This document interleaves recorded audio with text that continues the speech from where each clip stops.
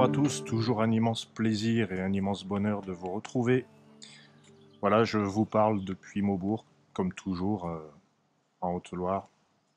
J'aime beaucoup cet endroit parce que il y a de nombreux signes qui traversent un petit peu, qui parcourent le ciel. C'est toujours très agréable pour quelqu'un comme moi qui est attentif aux messages. Alors, cette pleine lune du 16 juillet, qu'est-ce qu'elle a de particulier? Alors, les pleines lunes précédentes, les nouvelles lunes ont été faites d'aspects, en astrologie du moins, assez perturbants. Visiblement, les messages en tout cas étaient perturbants. C'est vrai que sur le plan émotionnel, il se passe des choses, il se passe toujours des choses, bien sûr. Mais là, bon, puis alors, il y a aussi cette histoire d'éclipse. Les éclipses, puisque la nouvelle lune du 2 c'était une éclipse, la pleine lune du 16 c'en est encore une. Alors ce qui est drôle, c'est que dans les civilisations anciennes, je pense aux Incas, une éclipse c'était quelque chose d'absolument terrible. Les peuples étaient terrorisés par les éclipses. C'était pour eux la disparition de leur dieu, ni plus ni moins. Alors pour nous, une éclipse, ça peut prendre un sens différent. En astro, le soleil, c'est la conscience, c'est la lumière, c'est la vérité. Est-ce qu'elle va s'éclipser? Alors je voudrais regarder ça un petit peu avec vous. Euh, Voilà, parce qu'il y a plusieurs choses. Il n'y a pas seulement l'histoire des éclipses, il y a aussi l'axe Cancer-Capricorne. Hein, le Soleil donc toujours en Cancer, le 16 juillet, et la Lune passe de l'autre côté, chez l'ami Capricorne. Et donc elle rejoint ce cher Pluton. Hein, ce cher Pluton, là. On le reconnaît un peu avec l'harmonique du Phénix. Mort et renaissance, hein, nettoyage euh, et tout ça. Alors, et tout ça c'est un peu vague. Hum, Pourquoi je vous montre le phénix? Parce que, de nouveau, les harmoniques qui nous concernent sont les mêmes que la précédente pleine lune, le phénix et l'empreinte. Mais, elles changent de couleur. Euh, la dernière fois, je vous ai parlé du phénix noir. Là, c'est le phénix de feu. On est dans une énergie totalement différente. Ça reste un phénix, mais c'est un phénix de feu. C'est-à-dire que de noir, il passe au feu. Des cendres, il passe à quelque chose d'un petit peu plus lumineux. Et l'empreinte, c'est l'empreinte qui devient noire à son tour. Alors je trouve ça assez drôle parce que empreinte noire, c'est là que je vois une éclipse. Une empreinte, c'est l'identité. Hein, c'est ce qui fait qu'on est tous uniques. Donc quand le soleil ou la lune sont éclipsés, quand la lumière est éclipsée, eh bien il n'y a plus cette sensation d'unique. Il y a une sensation d'invisible, plutôt. Hein, l'empreinte noire, qu'est-ce que ça va vouloir dire tout ça? Alors, le phénix de feu, il vous invite à renaître de vos cendres par vous-même. Il vous explique que c'est vous qui avez les ressources pour renaître et c'est vous qui, en un sens, êtes les garants de votre propre énergie. Je vais essayer d'aller un peu plus loin avec des signes que j'ai eus aujourd'hui même. Puis vous verrez que la symbolique du phénix de feu fait sens. Donc déjà, ce matin, il s'est passé un truc. Là, juste derrière moi, il y a un canard qui est tombé. Il est tombé du ciel. Un magnifique canard, hein, parce qu'il y a un plan d'eau pas très loin. Vraiment une bête magnifique, mais il est tombé comme une masse. Je me suis dit, pourtant, j'ai pas entendu de coup de feu, j'ai pas compris. Et je me suis dit, bah, qu'est-ce qui lui est arrivé? Alors je regarde par-dessus la barrière et je le vois qui respire lentement, complètement à plat dans l'herbe. Je me dis, il est mourant, forcément, comme il est tombé. Alors je commence à réfléchir comment je vais faire, je vais lui trouver une sépulture, je sais pas, je vais pas le laisser là. Le temps de chercher un petit peu, de réfléchir à comment je vais faire avec ce pauvre animal. Eh bien, je retourne là, au-dessus de la barrière, il n'y était plus. Il n'y était plus. Tant que je tourne chez moi pour trouver quelque chose, une solution, bah, il s'était envolé. Parce que personne n'est passé. Hein. Je verrai si quelqu'un était passé. Enfin, le canard est tombé, puis il est reparti. Je me suis dit, c'est un signe. Que symbolise le canard? Avec ses plumes, hein, on dit bien, ça glisse comme sur les plumes d'un canard. Le canard, il se protège avec ses plumes, il se fait une cuirasse. Le canard, il est centré, il est complètement aligné. Il symbolise le couple intérieur, le couple sacré. La canne et le canard, c'est le couple sacré. Ils sont complètement alignés, imperturbables, ils sont à l'aise. Sur terre, sur l'eau, dans les airs, ils sont à l'aise partout. Euh, En fait, il nous rappelle que le couple est vraiment unifié à l'intérieur de soi. Et il nous dit, protégez-vous, mais dans le sens, restez indifférent aux perturbations extérieures. Restez indifférent aux problèmes des autres, aux problèmes que les autres veulent vous faire porter. Donc c'est pas une indifférence en fait, c'est une sorte de flegme, une sorte de prudence aussi. C'est un peu le sens de la lune en Capricorne, la prudence. Et en plus, la lune, elle est à côté de Pluton. Donc elle a encore plus de flair, elle voit encore plus dans les profondeurs. Elle sait, elle pressent ce que l'autre veut faire. C'est de la divination. On est tous devins, on est tous médiums. Enfin, selon moi, à des degrés plus ou moins, je dirais, conscients. Le fait est que soit on l'oublie, soit on s'en souvient. Voilà.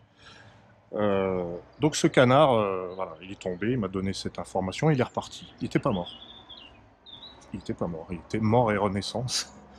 Enfin, en tout cas, j'espère qu'il s'est vraiment envolé et que personne n'est venu le symptôme. Donc, la symbolique du canard, elle est vraiment magnifique parce que quand on parle de canard, on n'imagine pas déjà la phonétique de ce nom d'oiseau est pas, c'est pas un aigle.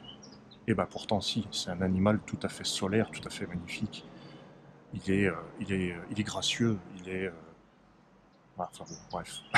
Le canard pour moi c'est solaire. Donc voilà, c'est protégez-vous. Dans le mode relationnel, on sait que ces derniers temps ont été difficiles. Il y a eu ces aspects de Mercure et de Mars. Ces aspects-là, ils nous disent bah voilà qu'il va y avoir des tensions, il va y avoir des paroles avec de l'émotionnel. En fait, avec ce phénix de feu, on nous dit eh bien puisez l'énergie en vous et conservez votre feu à vous. C'est-à-dire que ne vous laissez pas atteindre. C'est facile à dire, hein. Mais laissez à l'autre sa colère, laissez à l'autre ses perversions, son désir de jouer avec vous, son désir de vous posséder. Laissez-lui tout ça. C'est son histoire. Hein, comme le canard, ça lui glisse dessus. Ça glisse. Ça ne le concerne pas. Le canard, lui, il est dans l'unité intérieure. Ah, je trouve ça très beau. Et le phénix de feu, alors puisqu'on parle quand même des harmoniques, c'est quand même mon support de prédilection. Le phénix, c'est vraiment euh, gardez votre feu, gardez votre pouvoir. Il ne veut pas me parler, eh ben, qu'il ne vous parle pas. Ah, mais il se fout de moi, il joue avec ma tête. Alors, laissez-le jouer tout seul. Il faut vraiment récupérer son pouvoir. C'est vraiment le sens du phénix de feu. Je meurs et je renais par moi-même. Et après, parce que j'ai une estime de moi qui est suffisante, je ne vais pas me pointer vers l'autre en manque de quelque chose pour lui demander de combler. Si on va vers l'autre pour combler un manque, c'est déjà mal engagé en fait, parce que l'autre n'est pas censé combler tous nos manques, et réciproquement bien sûr. L'idée c'est d'arriver vers les autres avec le cœur plein. On est plein de soi, et on n'attend pas qu'ils viennent nous remplir. Voilà. J'ai pensé à cette histoire de loi de l'attraction, hein, parce que le phénix de feu, il me rappelle ça un petit peu. On est tous un petit peu à la recherche de quelque chose de magique. Ah, voilà, je ne vais pas vous mentir, la magie, comme je vous disais déjà, c'est partout, c'est tout le temps, c'est en nous. Bon, on aime bien quand même avoir une petite étincelle, un petit signe de ah, c'est magique ça, t'as vu? Évidemment. Phénix de feu, c'est ça aussi. C'est les étincelles, c'est les couleurs, c'est la beauté, c'est l'inattendu, c'est waouh, il y a autre chose que ce plan terrestre. Donc je parle de la loi de l'attraction et je réfléchissais à un truc, je me disais, toutes les fois où j'ai fait une demande à l'univers, enfin pas toutes, mais les premières en tout cas, je pensais qu'il s'agissait de demander quelque chose. Et je me suis renseigné sur le sens du mot demander, et j'ai vu que ça voulait dire exprimer un besoin d'avoir. Exprimer un besoin d'avoir. Alors est-ce que, sincèrement, je me suis posé la question, est-ce que sincèrement l'univers est là pour combler mes désirs de consommation. Ça me paraît un peu ridicule en fait. Même quand on parle de rencontrer quelqu'un, moi j'ai essayé aussi, je l'ai fait, mais il va se passer quoi si ça se passe mal, hein? La personne correspond à ce que j'ai demandé, hein, voilà, je veux qu'elle soit comme ci, comme ça, mais il y a des choses qui m'échappent dans ma description. Est-ce que je veux consommer quelqu'un? Non, mais il faut se poser, vraiment, faut se demander, quoi. Alors l'univers, il va vous envoyer le produit, et puis il va se passer quoi? Comme c'est un produit, bah, vous allez passer au service après-vente, et puis vous allez dire ah non, non, non, mais ça va pas. Eh ben non, parce que la personne que vous avez demandé, eh ben, indépendamment de votre demande, elle a des blessures, un passé, des indisponibilités, euh, des défauts, enfin, sa vie. Voilà, elle existait avant, en fait. Ce que je veux dire, c'est que avec ce phénix de feu, quand on fait une demande, bah, on va peut-être se demander non pas qu'est-ce que je pourrais avoir, mais qu'est-ce que je pourrais être, qu'est-ce que je pourrais faire, qu'est-ce qui... On peut tout demander, hein, finalement. Pardon. Voilà, c'était une petite anecdote parce que je prépare quelque chose de nouveau. Mais chut. Phénix de feu, gardez votre pouvoir. Voilà. Alors après, il y a l'empreinte noire. Cette empreinte, euh, donc dernière pleine lune, c'était l'empreinte d'or. Voilà, donc l'empreinte d'or, c'était la marque que je laisse chez les autres. L'empreinte noire, alors là, bah, on retrouve l'éclipse, la fameuse éclipse. C'est donc je reviens à cette histoire du canard qui laisse glisser puis qui éclipse, hein, les soucis des autres, qui se laisse pas atteindre. Ça lui appartient pas. Voilà. Donc c'est ça l'empreinte noire. C'est je suis pas atteint, je ne suis pas imprimé, ça ne me touche pas. L'empreinte noire, je ne suis pas touché. Et puis la lune en Capricorne avec ce Pluton à côté là, qui, qui va bien bien picoter, qui va chercher à asticoter. Cette pleine lune, elle vous dit faites preuve d'intuition, vous en avez vraiment. Réfléchissez bien. Si la personne vous fait du mal, vraiment, est-ce qu'elle vous fait vraiment du mal ou est-ce que vous jouez le jeu de ce jeu-là un petit peu pervers de je te fais du mal, tu me fais du mal. Faut regarder ça aussi. Voilà. Donc je vous remercie d'avoir suivi, de vous abonner, de partager, de plus en plus nombreux, etc. Donc de nouvelles et belles choses vont encore arriver dans les mois à venir.